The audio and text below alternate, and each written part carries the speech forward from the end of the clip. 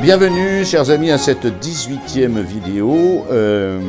Et on va parler de Jésus à Nazareth, rejeté de son propre pays, et puis le début de la mission qu'il confie aux apôtres avec les pouvoirs nécessaires. C'est très intéressant. Et peut-être, si nous avons le temps, la mort scandaleuse de Jean-Baptiste, lynché au cours d'une orgie. Mais avant, je voudrais faire une petite mise au point sur les 2000 porcs des Géraséniens, et comment se peut-il, c'est de quelques-uns d'entre vous qui m'ont fait l'objection, comment se peut-il qu'en Palestine, il y ait un troupeau de porcs de 2000 têtes? Ça paraît invraisemblable. Ça paraît invraisemblable. Le porc est une bête interdite par la loi de Moïse. C'est une bête qui a le pied fendu et on ne mange pas de porc. Alors, si on ne mange pas de porc, or le porc ne sert qu'à être mangé, c'est toutes les charcuteries, comment se peut-il que quelqu'un ait un troupeau de 2000 porcs? J'ai réfléchi et je pense que j'ai trouvé la solution. C'est que la scène des Géraséniens et l'exorcisme incroyable que nous avons décrit la semaine dernière, reportez-vous-y, ne se passe pas en Palestine. Enfin, ne se passe pas en Galilée. Jésus est allé de l'autre côté, chez les Géraséniens, c'est-à-dire aux confins de la Décapole, et puis j'ai oublié le nom de l'autre province. Il est dans le territoire païen, ce qui explique du coup qu'il y ait des troupeaux de porcs, parce que ces gens-là ne suivent pas la loi de Moïse, et puis même cette concentration de porcs, sur le long du lac de Tibériade, chez les étrangers, s'explique parce que eux, le porc, non seulement n'est pas interdit par la loi, puisqu'ils ne sont pas juifs, ils ne sont pas hébreux, et puis deuxièmement, ça explique également l'emprise du diable dans ces contrées, où il y a des possédés, des possédés, des possédés. Et quels possédés? Vous avez vu celui que Jésus a exorcisé. Ce qui explique du coup qu'ils sont tellement sous l'empire du diable, ces païens-là, qu'ils se font un maximum d'argent avec l'élevage des porcs, et en grande quantité, c'est une usine, 2000 porcs. Et ça explique aussi, dès qu'il voit ça, au lieu de se réjouir de l'exorcisme de Jésus, il lui dit quittez le pays, ça va tout ruiner. Dans un pays entièrement dominé par le diable, via la culture des porcs, peut-être qu'ils soignaient, entretenaient cette domination des diables sur la région. Et alors évidemment, on comprend pourquoi ils ne veulent pas de Jésus chez eux. Alors Jésus doit repartir. Qu'est-ce que fait Jésus? Il repasse le lac, combien de fois il l'a traversé, c'était inouï, il repasse le lac depuis l'est jusqu'à l'ouest. Et il revient où? Il revient à Capharnaüm d'abord, c'est le quartier général de Jésus, mais ça on l'a déjà dit 10 fois, dans la maison de Pierre, qui habite Capharnaüm et qui a une maison au bord du lac, parce qu'il a son prise de pêcheur avec ses deux collaborateurs principaux, Jacques et Jean, fils de Zébédée. Mais on ne va pas le retrouver tout de suite à Capharnaüm, il y passe seulement et il se retrouve à Nazareth. Donc nous avons à traiter aujourd'hui, très rapidement, puisqu'on a déjà parlé des principales scènes qui concernent ces relations, Jésus, Nazareth, et les cousins du Seigneur, et le rejet de Jésus par ses cousins. Alors je vous résume la situation parce que nous avons déjà, il y a 4 références de l'Évangile concernant ce sujet. Il y a d'abord, au tout début de l'Évangile, juste après les noces de Cana, nous avons raconté cette scène, une séance de Jésus à Nazareth, dans la synagogue le samedi soir, le sabbat. C'est très touchant d'ailleurs, parce que ça veut dire, et c'est dit par l'Évangile, nous avons vu ce texte, je ne fais que le mentionner, on voit que Jésus est un habitué, c'est normal, de la synagogue de Nazareth. Il y allait de 12 ans, où il fait sa majorité, la majorité d'un juif c'est 12 ans, jusqu'à son départ pour son incroyable course apostolique, ça fait quand même 18 ans. Et pendant 18 ans, Jésus allait à la synagogue, à Nazareth. Ce qui explique du coup que cette première séance à la synagogue de Nazareth se passe très très bien. Elle se passe très très bien. Jésus est connu, probablement apprécié, il n'a pas encore fait de miracle, il ne pose pas problème, et on lui demande d'ailleurs de faire la lecture. Il lit le livre d'Ésaïe, et il le commente en disant ce que décrit Isaïe, vous êtes en train de le vivre. Hein, l'Esprit du Seigneur est sur moi, il m'a consacré pour guérir les lépreux, faire marcher les boiteux et aller évangéliser les pauvres, etc. Voilà. Et Jésus dit, voyez, maintenant ça y est, ce texte d'Isaïe se réalise. Et Jésus était très apprécié, et c'est lui qui fait le commentaire de l'Écriture. Donc, cette première séance se passe très bien. Pourquoi? Parce que Jésus ne pose pas encore de problème. C'est un enfant du pays, et il est apprécié, j'allais dire, comme rabbi du secteur. Alors, il y a une deuxième scène qui, cette fois-ci, concernant Jésus, les siens, et il y a une deuxième scène que nous avons racontée qui se passe à Capharnaüm, et dans la synagogue de Capharnaüm. Alors là, ça se passe très mal, très très mal. Et il y a les cousins du Seigneur qui sont là, et il y a même la mère de Jésus qui vient. Alors Jésus prêche dans une maison, ça ne se passe pas à la synagogue, dans la maison de Pierre. Il y a un monde fou, on a vu cette scène, et c'est tellement important que je vais relire le texte exact de saint Marc. Donc Jésus prêche dans la maison de Saint-Pierre à Capharnaüm. Il y a un monde fou, on ne peut pas accéder à Jésus. Même dehors, il y a du monde en pagaille. Et arrivent les cousins du Seigneur, en plus de la foule, et la maman de Jésus, la Vierge Marie. Qu'est-ce qu'ils viennent faire? Ils sont pas du tout... ils sont très inquiets, et ils sont contre Jésus, mais de façon manifeste. Il ne faut pas avoir peur de le dire. Et les siens l'ayant appris, les siens, ils ne sont pas nommés là. Mais on va voir qu'il y a la Vierge Marie. Il y a les cousins de Jésus et sa mère. Et les siens l'ayant appris, sortirent pour se saisir de lui. Alors attendez, il ne faut pas essayer de tarabiscoter ce texte. Ils essayent d'embarquer Jésus. Pourquoi? Car on disait, il est hors de lui. Alors là, Jésus a déjà fait pas mal de miracles, des prédications, et ses cousins, qui emmènent la Vierge Marie, qui évidemment, elle,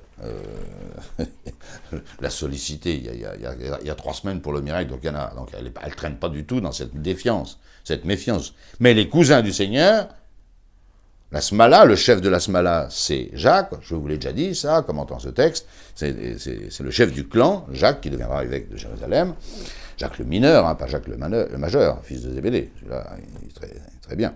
Très droit. Mais ce Jacques le mineur, ce futur évêque de Jérusalem, et qui est le chef du clan des cousins de Jésus, viennent le chercher parce qu'il estime qu'il est hors de lui.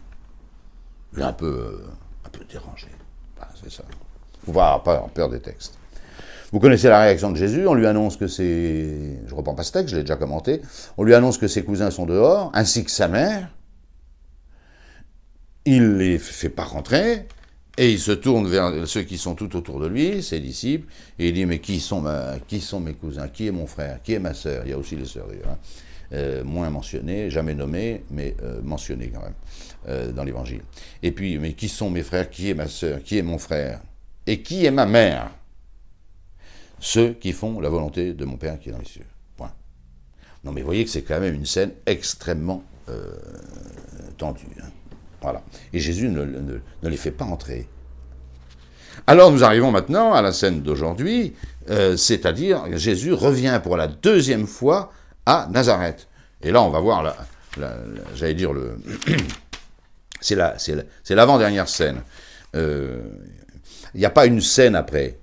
Il y a Saint Jean qui dit beaucoup plus tard, quand Jésus clôt sa grande mission en Galilée et qui va partir, monter à Jérusalem pour la fête de la dédicace, Jean a cette petite phrase, la fête des tabernacles, pardon, car ses frères eux-mêmes ne croyaient pas en lui. Et c'est ses frères qui demandent, parce qu'ils ne croient pas en lui, parce qu'il ne peut rien sortir de bon de la Galilée, et encore moins de Nazareth, ils demandent à Jésus, parce qu'ils ne croient pas en lui, de monter à Jérusalem pour y faire les œuvres qu'il a faites en Galilée, ça il faut bien les reconnaître, c'est tellement fulgurant, mais parce qu'ils ne croient pas en lui. Saint Jean le note très bien.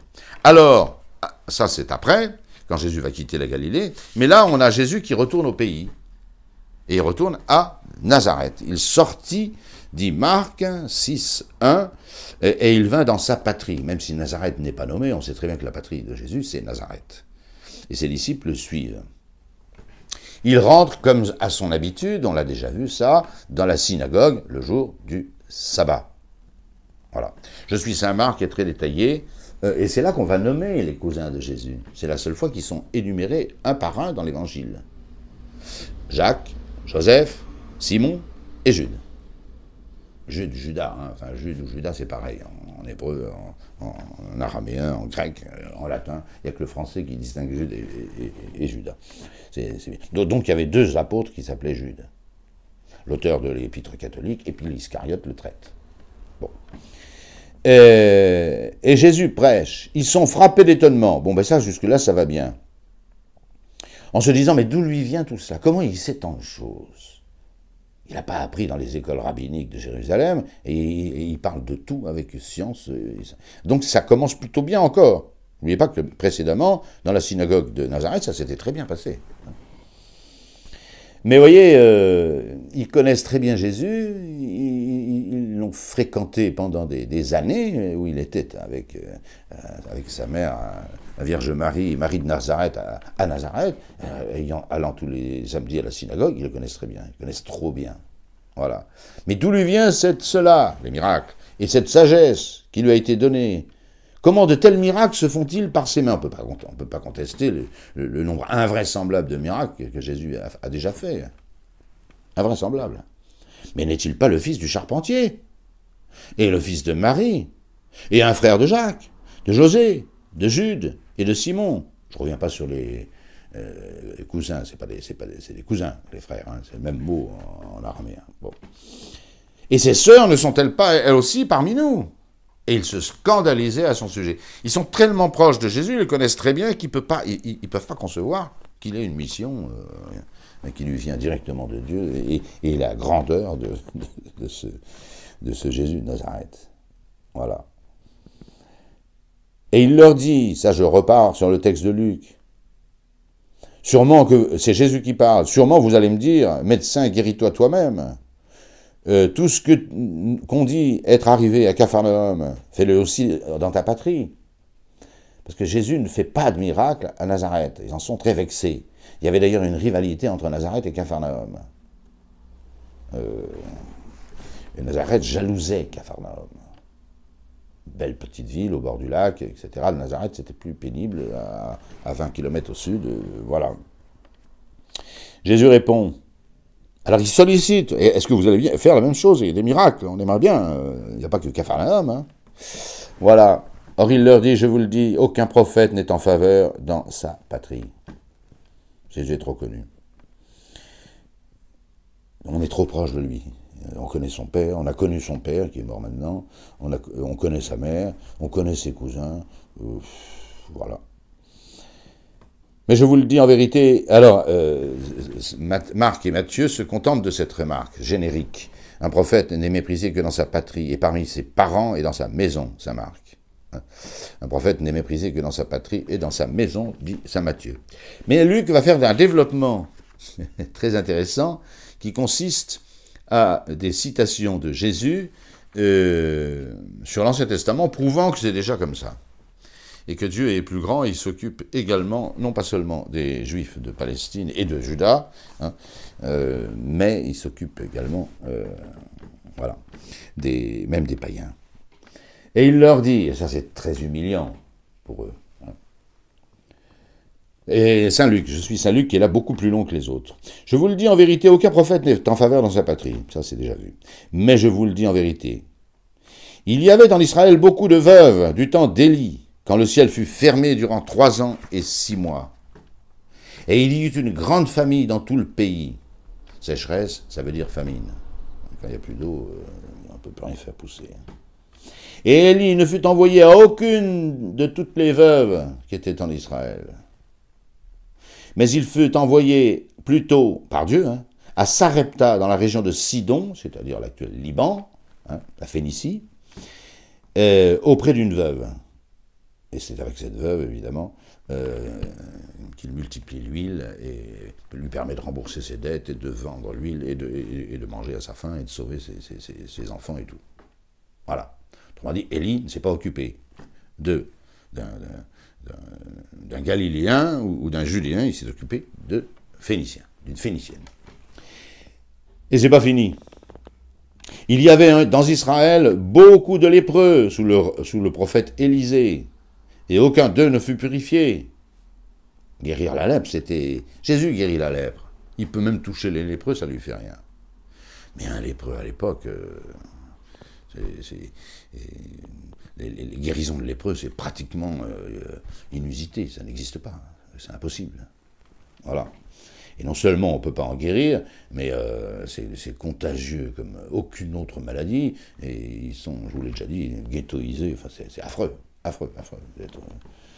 d'être lépreux. Hein. Alors un lépreux qui est guéri par un prophète et de la taille d'Élisée, c'est un événement, Oui, seulement, qui a été guéri? Ben, aucun des habitants d'Israël.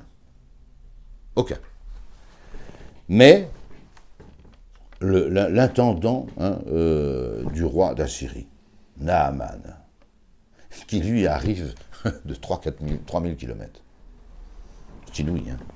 À cause d'une petite fille qui avait été emmenée dans la captivité, on est sous la captivité, et une petite fille d'Israël, alors une vraie fille d'Israël, toute petite, et qui dit à Naaman, bon, ben si, moi je connais un prophète dans mon pays, Fontaine existe cette petite fille, hein, et lui, il vous guérira de cette lèpre.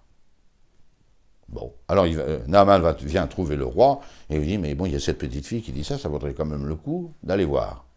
Il y a 3000 km, hein. Bon, le roi signe une lettre pour le prophète Élisée, hein, avec des cadeaux et tout ça, et puis bon, Naaman part avec sa lèpre, voilà. Et il arrive devant la maison d'Élisée. Élisée ne sort même pas de sa maison, il est vexé. Élisée ne sort même pas de sa maison, il dit va-t'en te baigner dans le Jourdain, 7 fois. Oh là, man dit, j'ai perdu mon temps à faire un voyage pareil.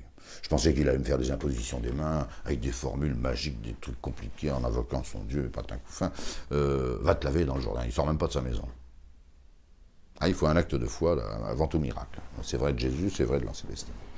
Et puis, vexé comme c'est pas possible, Naaman s'en retournait chez lui. Heureux de 1500, 3000 km, avec sa lèpre. Alors ses serviteurs lui disent, mais vous êtes quand même stupide, hein, Naaman. Vous avez beau être l'intendant du roi d'Assyrie, vous êtes quand même stupide. Si vous avez demandé des choses très très très difficiles, de faire un pèlerinage je ne sais où, de jeûner pendant 5 ans, j'en sais rien moi, vous l'auriez fait. Il vous demande de vous baigner dans le Jourdain, et vous repartez sans le faire. Essayez quand même. Voilà. Il hurlait, Naaman, en disant, mais est-ce que le Pafnar qui coule en Assyrie n'est pas mieux que ce petit Jourdain ridicule? La question, c'est pas là. C'est que c'est Élisée qui lui a dit. Et finalement, il descend dans l'eau, et dès qu'il ressort de l'eau, sa chair est celle d'un enfant. Il vient remercier le prophète Élisée. Voilà. C'est terrible d'entendre ça quand on est des pharisiens, des juifs, des lecteurs de la loi, etc. Voilà. C'est le coup de Jonas aussi, que Jésus utilisera. Je ne vais pas vous raconter toute l'histoire de Jonas, on y passe 1 heure. Hein. Mais Jonas, lisez le petit bouquin de l'abbé de Tanoir, qui est délicieux sur Jonas. Jonas, c'est un prophète de Yahvé.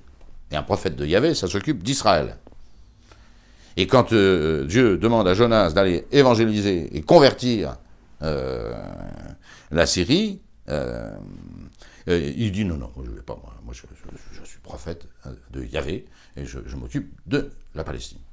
Voilà. Encore 40 jours, et Ninive sera détruit. Il doit hurler ça. Il refuse. Alors il prend le bateau, il s'en va, etc.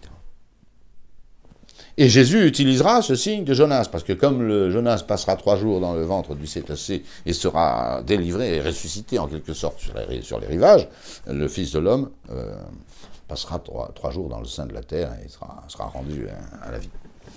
Voilà, beaucoup d'anecdotes de l'Ancien Testament, et toutes citées par Jésus, et qui montrent que Dieu est le Dieu qui a créé le ciel et la terre et qui s'occupe de tout le monde, et pas seulement de ces petits pharisiens cloisonnés, hein, et qui sentent un peu la naphtaline. En entendant ces paroles, tous dans la synagogue furent remplis de colère, de rage. Et s'étant levés, ils le poussèrent hors de la ville. Ils vont le lyncher. Attendez, c'est la deuxième fois qu'on voit Jésus à Nazareth. Et la première fois, ça se passe bien, parce qu'il n'est pas encore connu et qu'il n'a pas fait de miracle et qu'il n'a pas encore un enseignement public. Mais la deuxième fois, ça a failli finir comme le lynchage d'Étienne, qui lui sera lapidé immédiatement pour blasphème. Ils le poussèrent hors de la ville et le conduisirent jusqu'au sommet de la colline sur laquelle leur ville était bâtie, pour le précipiter en bas d'une falaise. Autrement dit, ils veulent lyncher Jésus, le lyncher. Bon, l'heure de Jésus n'étant pas venue, lui passant au milieu d'eux s'en alla. Voilà, ils n'ont pas réussi à mettre la main dessus, il a réussi à s'en tirer. Voilà. Et il ne put faire là, je reviens à saint Marc, il ne put faire là aucun miracle, si ce n'est qu'il guérit quelques malades, en leur imposant les mains. Très peu de miracles, mais quand même quelques-uns. Note Marc. Et il s'étonnait de leur incrédulité. Oui, il a failli être lynché d'après saint Luc.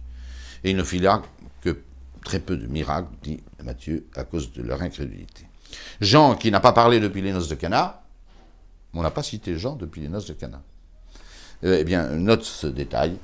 Jean 6, avant le long discours sur le pain de vie, Jean note, et il disait, à Nazareth, n'est-ce pas là le fils de Joseph, dont nous connaissons le père et la mère?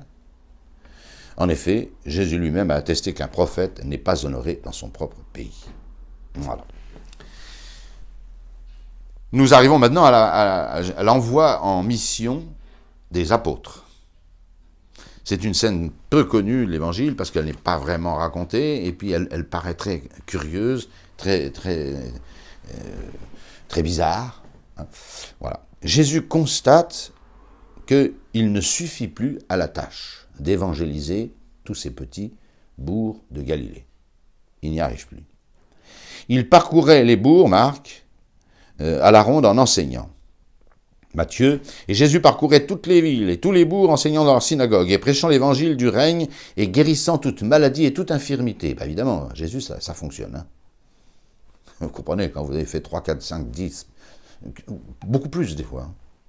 Vous vous souvenez d'une scène là, dans la maison de Capharnaüm, il guérit du soir au matin, toute la nuit, sans arrêt, sans prêcher. Il guérit. Après la belle-mère de Simon. Je ne reviens pas là-dessus. Et en sortant de la barque, il vit une foule nombreuse. Qu'est-ce qui va déclencher cet envoi en mission? C'est la compassion de Jésus. Il n'arrive plus à suffire à évangéliser, à prêcher et à guérir cette foule innombrable qui le suit sans arrêt. On va la voir d'ailleurs, cette foule qui traverse le lac, qui fait le tour à pied pour le rejoindre. Enfin, dès qu'il pose les pieds quelque part, il y a des foules innombrables. Il n'y arrive plus. Et il eut pitié de cette foule, car ils étaient comme des brebis qui n'ont pas de berger. Ben, ils en ont un, mais il ne suffit plus à la tâche.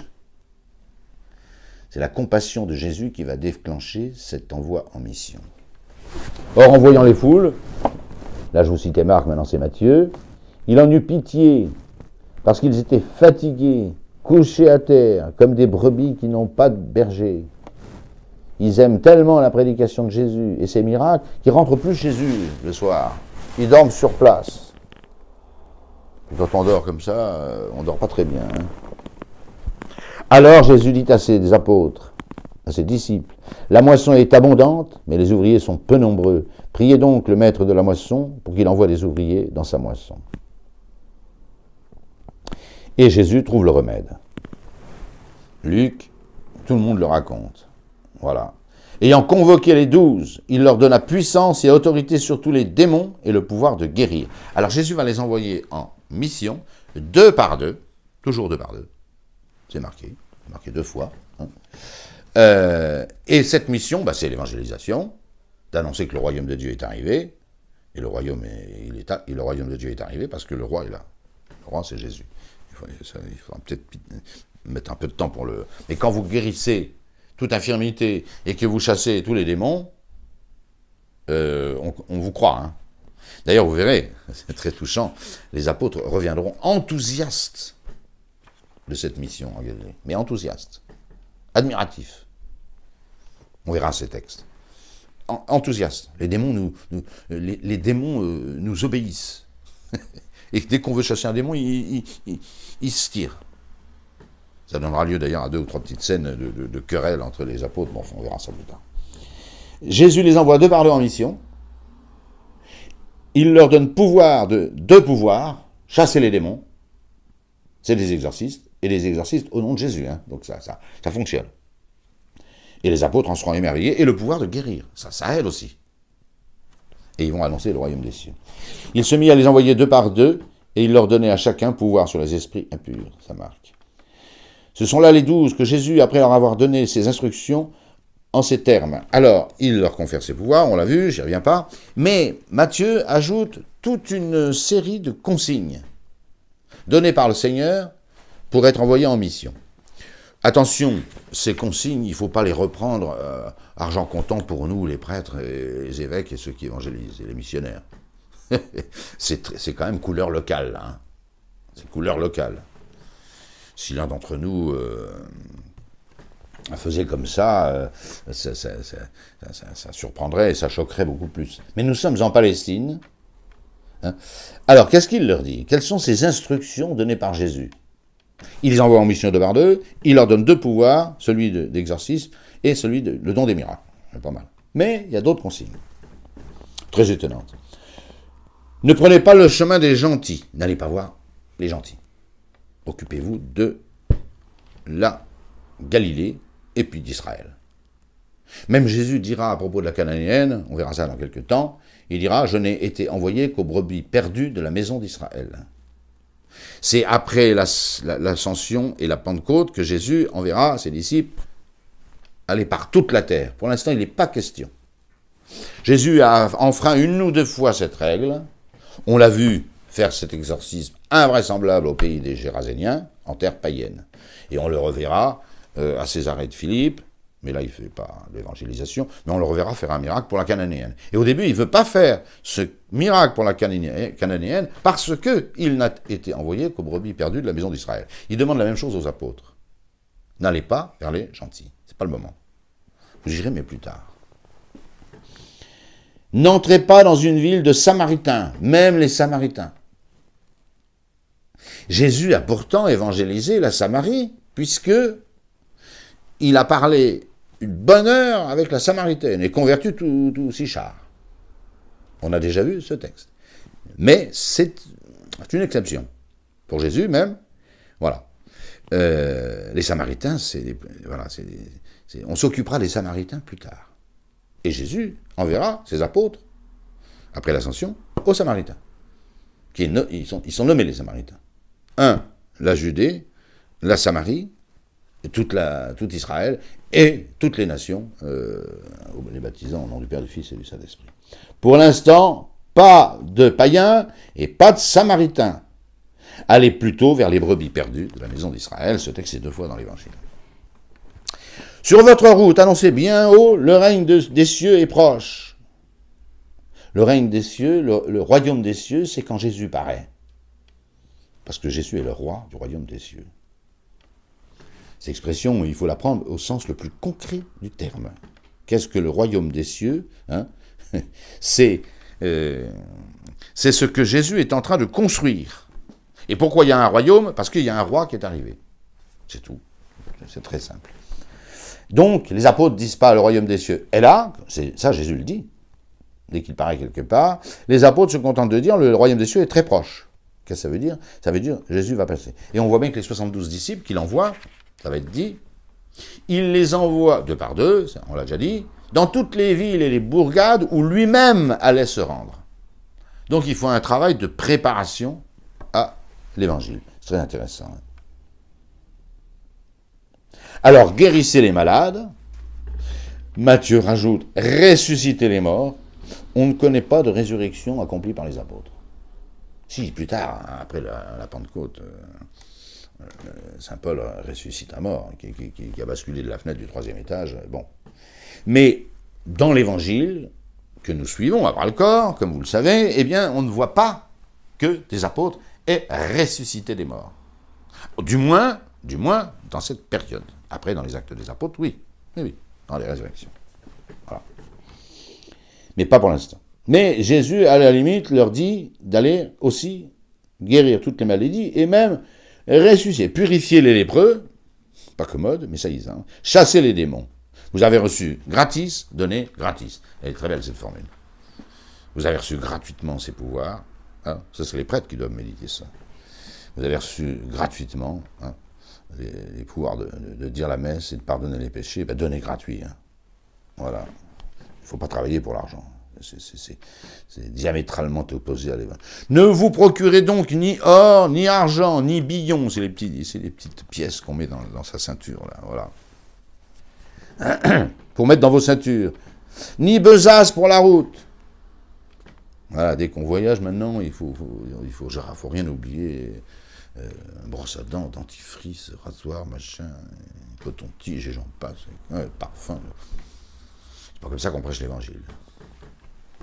C'est pas comme ça qu'on prêche l'évangile. Mais c'est quand même des conseils très locaux. Ni besace pour la route, ni 2 tuniques. Ah, on a une soutane de rechange, nous, hein. Bon, pas exagérer quand même. Ni chaussures.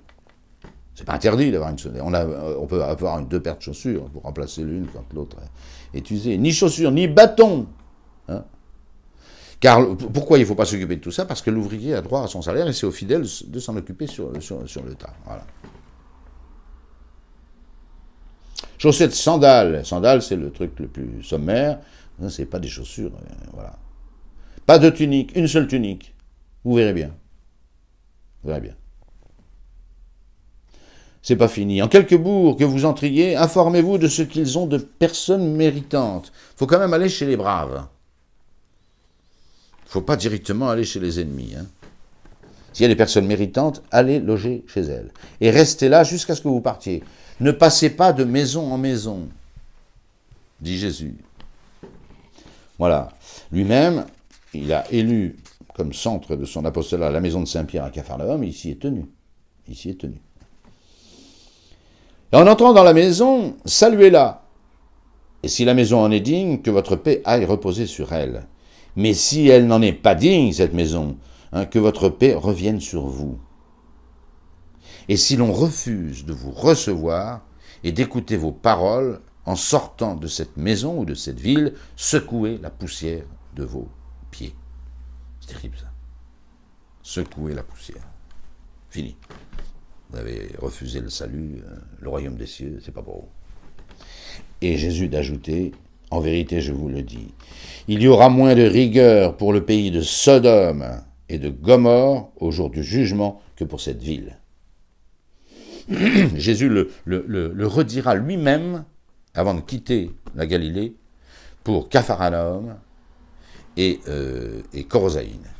Il maudira ces 2 villes. Si les miracles qui ont été faits en toi, à Capharnaüm, c'est là que Jésus a fait le plus de miracles, des milliers de miracles, avaient été faits à Sodome et Gomorrhe, ils seraient convertis. Cette bande d'homosexuels-là. Ou même les filles de Lot, qu'on leur propose, ne les intéresse pas. Voilà. Eh bien, ces gens-là, ils sont au fond de l'enfer, ça c'est répété par toute la Bible. Hein, quand je pense qu'il y en a qui disent que l'enfer est vide, ils n'ont pas lu l'Écriture. Hein. Voilà. Jésus dit clairement que les sodomites et les habitants de Gomorrhe, je ne sais pas comment on dit, sont au fond de l'enfer. Il le dit, c'est clair. Et massivement. Eh bien, cette ville qui ne vous recevra pas aura un traitement plus rigoureux au jour du jugement. Parce que si les miracles faits à Capharnaüm avaient été faits à Sodome et à Gomorrhe, ils se seraient convertis, dit Jésus. Fini. Ils ont abandonné leurs mœurs ignominieuses et scandaleuses et abominables, comme dit la Sainte Écriture. Alors évidemment, Jésus conclut cet envoi en mission, très touchant et très beau. Hein, mais je vous envoie comme des brebis, évidemment. Pas d'argent, pas de besace, pas de bâton, pas de double tunique, rien. Pas un bifton, pas une pièce de monnaie, rien. Vous arrivez, vous frappez, on vous reçoit, non, on vous reçoit pas, vous secouez la poussière. Pas facile hein, d'évangéliser devant Jésus, hein. Pas facile. Bon, alors que les prêtres qui m'écouteraient ne décident pas de jeter aux orties les 2-3 soutanes qu'ils ont de réserve, hein, ou les souliers, ce serait ridicule. Voilà, c'est très... Voici que je vous envoie comme des brebis au milieu des loups. Et cette phrase exquise de l'Évangile, hein, c'est la fin des consignes, c'est la conclusion des consignes de Jésus pour cette mission. C'est la conclusion. Voici que je vous envoie comme des brebis au milieu des loups. Qu'est-ce que fait une brebis au milieu des loups? Elle se fait bouffer. Il n'y a pas d'autre mot, elle se fait dévorer. Mais il y a Dieu qui s'occupe du reste. Qu'est-ce que vous voulez, hein? Jésus a été envoyé comme une brebis au milieu des loups. Et puis il en est mort. Il en est mort. Jésus, la meilleure pratique de l'Évangile, c'est évidemment Jésus. Tous azimuts, toute tendance, tout domaine vérifié. C'est vraiment lui qui a fait tout ce qu'il a enseigné. Mais alors, voilà. Et soyez donc prudents comme des serpents et simples comme des colombes. Cette formule est simplement géniale. Serpent, il ne fait pas un tortillon sans regarder de partout. Voilà. Prudent comme un serpent. Et simple comme des colombes. Il faut les deux. Il faut les deux. Un ministre de l'Évangile n'est pas un calculateur, un rotor, un type qui vérifie tout. C'est pas un manager, c'est pas... Non, il peut se faire arnaquer. Il a un côté naïf. Parce que c'est le royaume des cieux qui l'intéresse, et pas l'argent et pas la réussite. Alors il a un côté naïf. Ça ne l'empêche pas d'être prudent comme des serpents. Ça n'empêche pas. Hein? Méfiez-vous des hommes, dit Jésus. Cavete abominibus. Méfiez-vous des hommes. Il faut se méfier des hommes, dit Jésus. Les hommes sont méchants. Donc, voilà. Par 2-3 imprudences, on peut ruiner sa réputation avec des gens tordus qui voient le mal partout, parce qu'ils sont mauvais eux-mêmes. Et voilà, il faut être prudent comme des serpents. Et en même temps, simple comme des colombes. Bon, ça c'est le secret des paradoxes et des hyperboles de Jésus qui sont... voilà, qui sont simplement profondément vrais, mais apparemment impraticables. Comment voulez-vous être simultanément prudent comme un serpent et simple comme une colombe? Voilà. Et bien, sitôt dit, sitôt fait, les apôtres partent en mission et ils se mettent au travail. On verra le résultat de cette mission quand ils reviendront. Combien de temps a duré cette mission? Il y a quand même pas mal d'intercalaires avant qu'ils ne reviennent. Et je vous l'ai dit tout à l'heure, admiratif. Il se place une petite anecdote qui est terrible, par laquelle je finis, hein, c'est la mort de Jean-Baptiste. Pendant que les apôtres partent en mission, il se passe une scène courte, mais horrible, dans le palais d'Hérode, donc à Tibériade. Tibériade est la capitale d'Hérode Antipas. Une ville champignon qui a été construite il n'y a pas de 10 ans, au moment où nous parlons, voilà, et à laquelle on a donné évidemment le nom de l'empereur régnant Tibère. Et ça a même changé le nom du lac, qui s'appelait le lac de Génézareth, d'une petite ville du nord du lac, ou mer de Galilée, parce que touche à la Galilée, mais qui deviendra, et on l'appelle comme ça, le lac de Tibériade du fait de cette ville, et de l'empereur Tibère. Alors là, nous suivons le récit de de Saint Marc. Saint Luc ne raconte pas ça. C'est Saint Marc, là encore, Saint Pierre est alerté. Et c'est horrible. Mais il n'y a pas besoin de beaucoup commenter, parce que c'est clair comme de l'eau de roche. Et il vint un jour propice où Hérode Antipas, il y a 2 Hérodes dans l'Évangile, il y a l'Hérode de la naissance, Hérode le grand, celui des saints innocents, le criminel des saints innocents, hein. Voilà, et qui empêche Jésus de revenir, enfin qui oblige Jésus à partir en Égypte, et il revient en contournant pour éviter ce tyran qui mourra à peu près en l'an 4, quand Jésus a 4 ou 5 ans, et c'est pourquoi que Jésus remonte voilà. Et puis vous avez Hérode Antipas, c'est celui-là, c'est celui qui habite à Tibériade, qui est tétrarque de Galilée, c'est lui qui va se moquer de Jésus pendant la Passion, c'est lui. Un type horrible. Alors, quel est le pire? Tous sont pires. Ils étaient l'un et l'autre d'une libido, d'une sensualité, d'une perversité sans nom, et d'une cruauté sans limite. Ce monsieur Hérode Antipas, là, quand il condamnait quelqu'un à mort, et ça arrivait régulièrement, il lui arrachait les yeux avant de ses propres mains. Je ne sais pas si vous voyez le type. Ça vous situe le bonhomme. Voilà qui on a fait. Et c'est lui qui va se moquer de Jésus. Voilà. Et il vint un jour propice. Ce jour propice, c'est quoi? Pourquoi il est propice ce jour? C'est parce que Hérodiade a fait mettre Jean-Baptiste en prison, parce que Jean-Baptiste reprochait à Hérode son adultère avec Hérodiade. Hérodiade était la femme de son frère Philippe, donc il couchait avec sa belle-sœur. Et Jean-Baptiste lui dit, tu n'as pas le droit d'avoir ta belle-sœur dans ton lit, c'est pas possible. Et alors, Hérode, il était tellement au-dessus de ça, et libidineux, qu'il s'en fichait. Mais c'est Hérodiade, on va le voir, qui ne supportait pas les reproches. Parce qu'elle se dit, si jamais Jean-Baptiste, qui était très apprécié d'Hérode, ça va nous être redit, très apprécié, si jamais Jean-Baptiste arrive à convaincre Hérode de son péché, avec moi, eh ben, il va m'envoyer promener. Et ça, les femmes là-dessus, c'est redoutable. Redoutable. Elles deviennent méchantes, comme c'est pas possible. Et donc, vous voyez ce jour propice. Quel est ce jour propice? C'est le jour où Hérodiade va pouvoir régler son compte à Jean-Baptiste et s'en débarrasser. Ça, c'est propice. Parce que comme ça, à froid, jamais Hérode, qui avait une réelle admiration pour Jean, il a donc été mis en prison uniquement sur les confidences d'oreiller d'Hérodiade à Hérode. Vraiment, là, on n'est plus dans la simplicité des colombes. On est dans la perversité des serpents. C'est des races de vipères, comme disait Jean-Baptiste. Alors, c'est l'anniversaire d'Hérode. Je ne sais pas quel âge il a, mais il a une année de plus.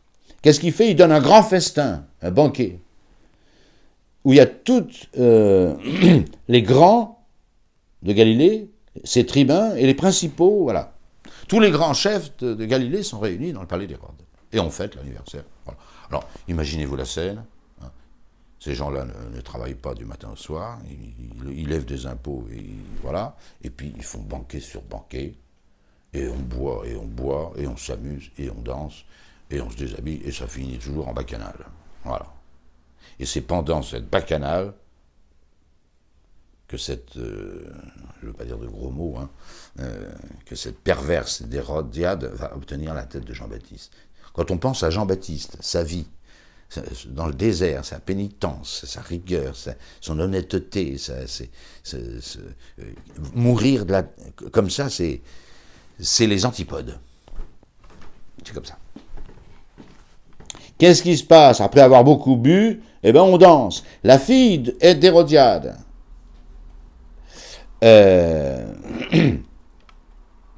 fille d'Hérodiade danse, voilà, parce que c'est la danse des 7 voiles, enfin, c'est pas la peine de commencer à imaginer les choses. Elles sont certainement beaucoup plus sensuelles que ce que peut en dire Marc et Matthieu. Elle danse, et elle plut à Hérode et à tous les convives. Voilà, il se rince l'œil devant la danse de cette jeune fille. Et le roi fait ce truc fou. Il a bu probablement, déjà, passablement. Demande-moi ce que tu voudras et je te le donnerai. Tu peux me demander n'importe quoi. Et il ajoute, et il fait le serment de lui donner ce qu'elle voudra. Il ajoute même, cet imbécile, il est complètement bourré, il ajoute même, fût-ce la moitié de mon royaume, je le ferai. Alors la petite, qui s'appelle Salomé, elle n'a aucune idée. Elle doit avoir 17 ans, un QI de moineau, elle danse avec ses atours là, de sa jeunesse, et voilà. Donc qu'est-ce qu'elle fait? Ah bon, la moitié de mon royaume, serment, le roi Hérode, qu'est-ce que je fais? Alors elle court voir sa mère, dans les coulisses, là. Sa mère aussi perverse que son adultère de roi. Alors elle fait pas de... c'était le jour propice. C'est l'occasion rêvée. C'est l'occasion rêvée pour Hérodiade de se débarrasser de Jean-Baptiste. Alors elle n'hésite pas une minute. Tu rentres, tu dis au roi, je veux immédiatement, sur un plat, la tête de Jean-Baptiste. C'est inouï, hein.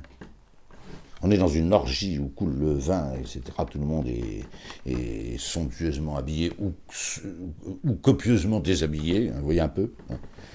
Et cette Hérodiade demande, comme ça, sur un plateau, à côté des autres mets, la tête de Jean-Baptiste. Vous savez que la tête, la moitié d'un homme qui est à l'arrêt comme ça, assis, la moitié de son sang passe dans la tête. Et quand vous coupez une tête, le sang gicle de partout. Bon. Les révolutionnaires, avec la guillotine, avaient un problème. Ils devaient changer la guillotine de place très régulièrement, tellement il y avait des marques de sang sous la guillotine. Et voilà. C'est pour ça que la guillotine s'est déplacée pendant toute la Révolution. Il y a tellement de sang qu'on ne pouvait plus vivre. Voilà, parce que couper une tête, ça fait énormément de sang. Et bien c'est ce qui va se passer. On est vraiment dans l'orgie et le crime. Alors la jeune fille rentre et elle demande à Hérode, hein, je veux que tu m'apportes immédiatement sur un plat, comme les autres mets, les raisins, les machins, les cailles et tout, la tête de Jean-Baptiste. Et tout de suite, immédiatement. Et comme cet imbécile de roi, ce pervers, hein, aimait Jean-Baptiste, il n'avait pas pensé à ça. Hein. Il devient tout triste, je cite saint Marc, le roi devint tout triste à cause des serments et des convives. Il avait prêté serment devant tous les convives. En vérité, un serment mauvais, on le voit en théologie morale, on n'est jamais tenu de l'accomplir. On n'est pas tenu. Il aurait pu dire non, bon, attends, là, ça c'est. C'est ce qu'il aurait dû faire, hein, bien sûr. Je dis, c'est vrai que j'ai prêté serment, mais on n'est jamais tenu d'accomplir un serment dont l'objet est mauvais, pervers. Heureusement. Il faut d'abord ne pas le faire, on est d'accord. Et si on l'a fait, on n'est pas tenu. Mais lui, à cause de son serment, devant cette fille, devant les siens, et de tous les convives, il ne voulut pas lui faire essuyer un refus.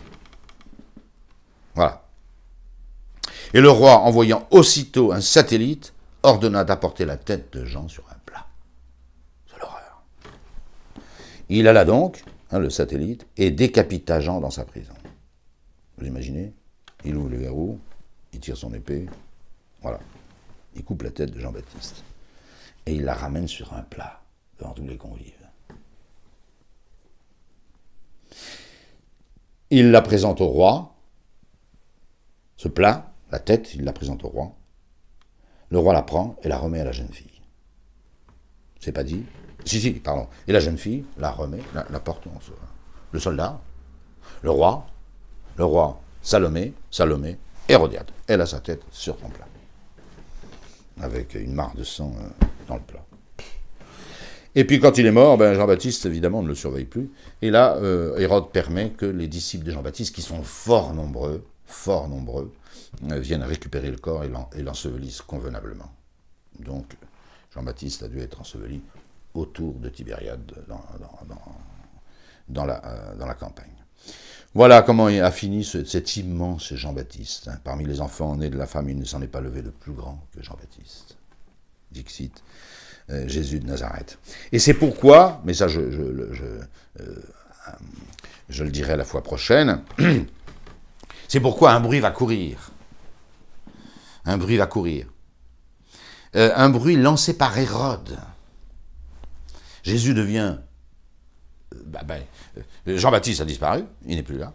Jésus est d'une popularité, mais sans limite, bien plus populaire maintenant que ne l'a été Jean-Baptiste au sommet de sa carrière, bien sûr.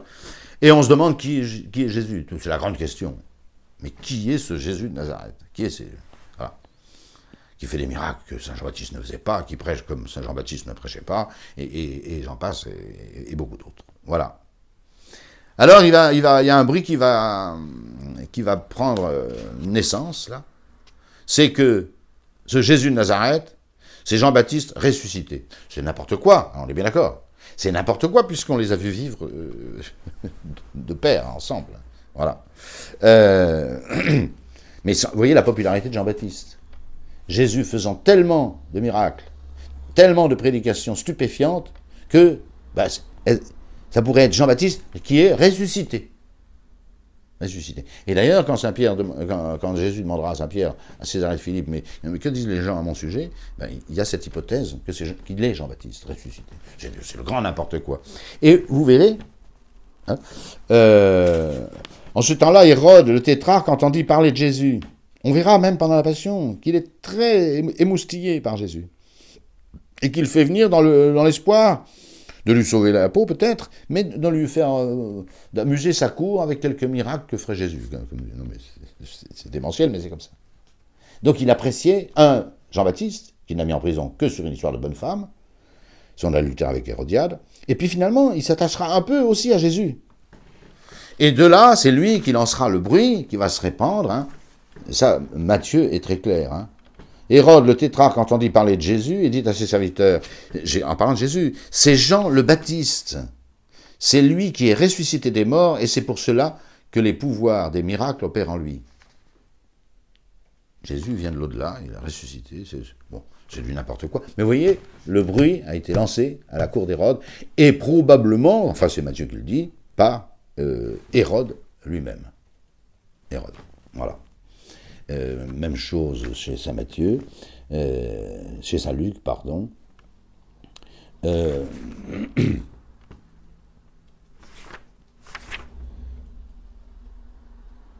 Hérode le tétrarque apprit tout ce qui se passait. Il ne savait que penser. Jésus, hein. Car quelques-uns disaient que Jean était ressuscité des morts. D'autres qu'Élie était apparu. D'autres qu'un des anciens prophètes était ressuscité. Hérode dit, Jean, je lui ai fait trancher la tête. Mais qui peut être celui-ci dont j'entends dire tant de merveilles? Et il cherchait à le voir. Il finira par le voir, beaucoup plus tard. Et également Marc, pour finir, et je vous laisse là-dessus. Et le roi Hérode entendit parler de Jésus. Ben oui, ça on peut comprendre. Hein. Car son nom devenait célèbre. Et l'on disait, Jean le Baptiste est ressuscité des morts. Et c'est pour cela que le pouvoir des miracles opère en lui.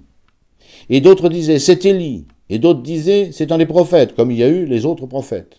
Hérode, en ayant entendu parler, disait, c'est Jean que j'ai fait décapiter qui est ressuscité des morts. Donc la thèse que Jésus est Jean ressuscité des morts, c'est bien Hérode Antipas qui l'a inventé. Et nous assisterons au retour des apôtres, mais d'abord la multiplication des pains, quelques miracles, le retour des apôtres, et puis le phénoménal discours sur le pain de vie raconté par Saint Jean. Je vous remercie.